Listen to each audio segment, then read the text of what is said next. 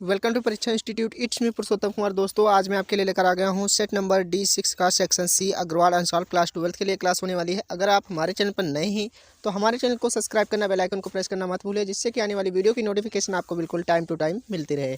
तो चलिए स्टार्ट करते हैं अपनी आज की इस क्लास को बिना किसी देरी के। तो आज का हमारा जो क्वेश्चन नंबर 4 है, 4 का A number, choose the correct option to answer the following expression. सही ऑप्शन का चुनाव करना है इसमें आपको आंसर करने के लिए। तो चलिए विजिट करते हैं अपने क्वेश्चन पे।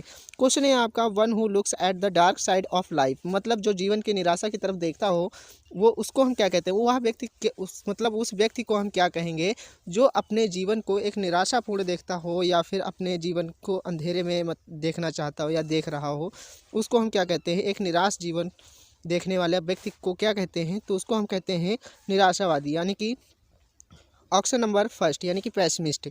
पेसिमिस्ट का मतलब होता है निराशावादी, ऑप्टिमिस्ट का मतलब होता है आशावादी, और अपॉर्चुनिस्ट का मतलब होता है अवसरवादी, और कार्टूनिस्ट का मतलब होता है जो व्यंग्य करता हो, कार्टून वगैरह बनाता हो, जो मजाक करता हो, फन करता हो, उसको बोलते हैं। ठीक है, चलिए नेक्स्ट आपका है आर करके, I think liable to be easily broken, मतलब आसानी से टूट जाने वाली वस्तु को हम क्या कहते हैं। जो ऐसी वस्तु जिसको हम आसानी से तोड़ सके उसको हम क्या कहते हैं, तो उसको कहते हैं यानी कि ब्रिटल। ऑप्शन नंबर 3 जो होगा वो आपका राइट होगा। ब्रेकेबल मतलब होता है भंगुर, यानी कि जो टूट सके उसको भी कह सकते हैं। डक्टाइल का मतलब होता है नमनीय, और डेलिकेट का मतलब होता है नाजुक। तो इसमें जो राइट आंसर जो होगा वो होगा आपका 3 नंबर। ठीक है, ब्रिटल। फिर दिया गया है, select the right meaning of the following idiomatic phrase. तो ईडियम्स इसमें बताना है आपको, राइट मीनिंग यहाँ पर सिलेक्ट करनी है। तो ईडियम्स का राइट मीनिंग इसमें क्या होगा, चलिए देखते हैं। तो राइट मीनिंग इसमें देखिए दिया गया है, अ क्लोज शेव, जिसका मतलब होता है बाल बाल बचना, मतलब बहुत ही थोड़ा सा बच जाना किसी घटना से या किसी चीज़ से, तो उसको हम कहते हैं बाल बाल बचना। तो इसका इसमें जो आंसर होगा वो होगा नैरो स्केप, यानी कि option number 4 is the right answer. फिर दिया गया है सेक इन द ग्रास, यानी कि आस्तीन का सांप जिसको हम बोलते हैं। ठीक है, जो चुपके से वार करता हो बिना बताए, ऐसा शत्रु जो आस्तीन का सांप हो, शत्रुता भी करता हो और पता भी ना चले उस चीज़ को हम कहते हैं। तो ये होता है सेक्रेट और हिडन इनेमी। ठीक है, गुप्त या छिपा हुआ शत्रु। फिर है फोरसीन हैपनिंग, यानी कि अप्रत्याशित घटना और अपरिचित खतरा जिसको हम कहते हैं। और इरिएबल अविश्वसनीय व्यक्ति, यानी कि इरिएबल पर्सन जिसको हम कह सकते हैं। तो इसमें option number 1 is the right answer. फिर दिया गया है the synonym of the following word is, synonym से बताना है यानी कि पर्यायवाची शब्द बताना है आपको। तो इसका हो जाएगा इंसोलेंट का असभ्य, इंसोलेंट का पर्यायवाची शब्द होगा असभ्य। ठीक है, फिर दिया गया है इंसोलेंट यानी कि असभ्य, इसका पर्यायवाची शब्द होगा र्यूड, यानी कि असभ्य। नर्वस का मतलब होता है बेचैन, प्राउड का मतलब होता है गर्व, और असर्टिव का मतलब होता है स्वीकारात्मक। जो आपके शब्द होते हैं उनको हम असर्टिव कहते हैं। फिर आपका दिया गया है एक्स्ट्रा एडवांटेज का मतलब होता है, एक्स्ट्रा वेगेंट का मतलब क्या होता है, फिजूल खर्ची, जो ज़्यादा खर्च मतलब ज़्यादा महंगी चीज़ों पर अपना पैसा खर्च करता हो, कोई चीज़ खर्च करता हो, तो उसको हम कहते हैं। तो यहाँ पर हो जाएगा एक्सपेंसिव, यानी कि महंगा।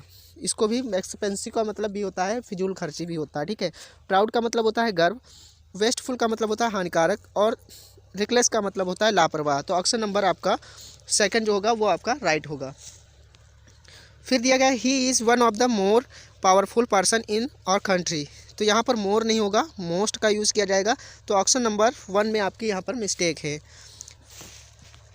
फिर दिया गया है अगला आपका, तो अगला क्या है, अगला आपका दिया गया है एंटोनिम्स। ठीक है, तो यहाँ पर इसमें एंटोनिम्स आपको बताने हैं, यानी कि विलोम शब्द आपको बताने हैं यहाँ पर।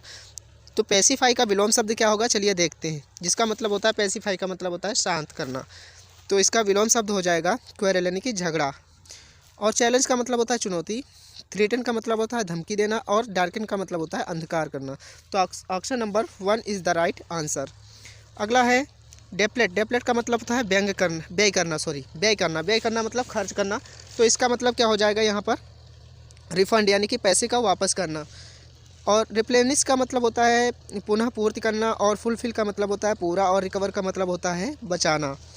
मतलब किसी चीज़ को बचाना या पूरा करना भी इसका मतलब हो जाता है। अगला आपका दिया गया है change any one of the following sentence into indirect speech. तो इनडायरेक्ट स्पीच यहाँ पर आपको चेंज करना है। चलिए देखते हैं इनडायरेक्ट स्पीच क्या होगा इसका। I will say to the जज आई एम इनोसेंट। तो इसका क्या होगा, तो इसका हो जाएगा आई विल टेल द जज दैट आई वॉज इनोसेंट। फिर दिया गया I said to him you should consider your decision. तो इसका हो जाएगा I told him that he should consider his decision.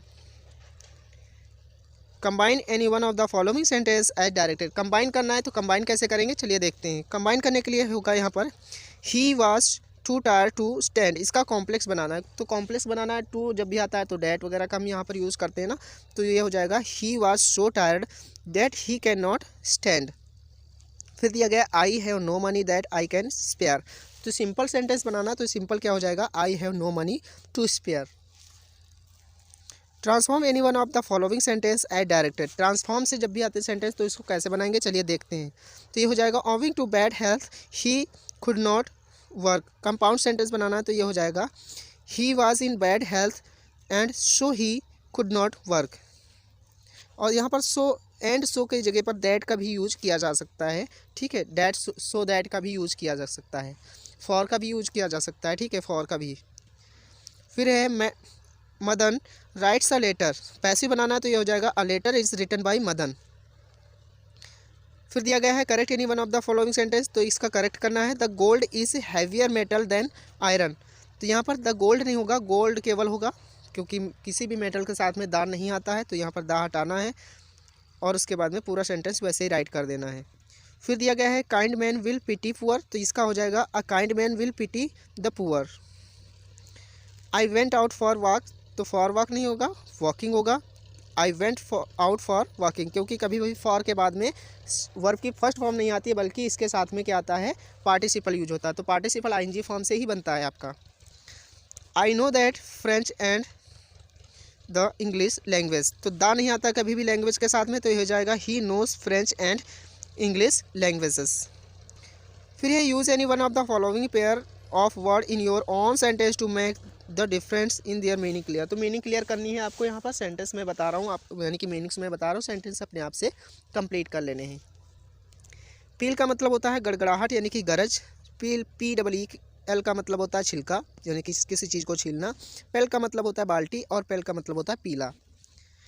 फिर दिया गया 6 number translate the following into English, यानी कि स्टोरी आपको ट्रांसलेट करनी है यहाँ पर। चलिए देखते हैं। भारतीय सभ्यता व संस्कृति नदी घाटी सभ्यता रही है। नदियों के पवित्र तटों पर ही ऋषियों के ज्ञान चक्षु खुले और वेदों पुराणों उपनिषदों और आदि की रचनाएं हुई। नदियाँ भारतीय जनजीवन की प्राण हैं, जीवन स्रोत हैं एवं आस्था का केंद्र हैं। इनका जल पीकर मनुष्य स्वस्थ एवं दीर्घजीवी रहा। नदियाँ भारतीय संस्कृति की मील का पत्थर है, तीर्थ स्थल है और भारतीय इतिहास की अमिट साक्षी भी हैं। विज्ञान के विकास के साथ साथ औद्योगिक एवं भौतिक विकास आरंभ हुआ। फलतः नदियाँ प्रदूषित होने लगीं। गंगोत्री से गंगा सागर तक प्रवाहित होने वाली गंगा नदी आज दूषित हो रही है। भारतीय जनमानस अपनी उस पवित्र स्वच्छ अविरल जल धारा वाली गंगा नदी वापस मांग रहा है। तो इसका चलिए इंग्लिश ट्रांसलेशन क्या है चलिए देखते हैं। तो ये होगा Indian civilisation and culture has been a river valley civilisation. It was on the holy bank of river that the eye of knowledge of the sages open and Vedas, Purans and Upanishads etc. were composed. River are the soul of Indian life, the source of life and the center of faith. Men remained healthy and long lived by drinking their water rivers. It is a milestone of Indian culture, a place of pilgrimage and also an indelible witness of Indian history. Along with the development of science, industrial and physics development started, as a result of which the river started getting polluted. The river Ganga, which follows from Gangotri to Ganga Sagar, is getting polluted today. The Indian public is asking for the return of that holy, clean, unbroken water streams of the river Ganga.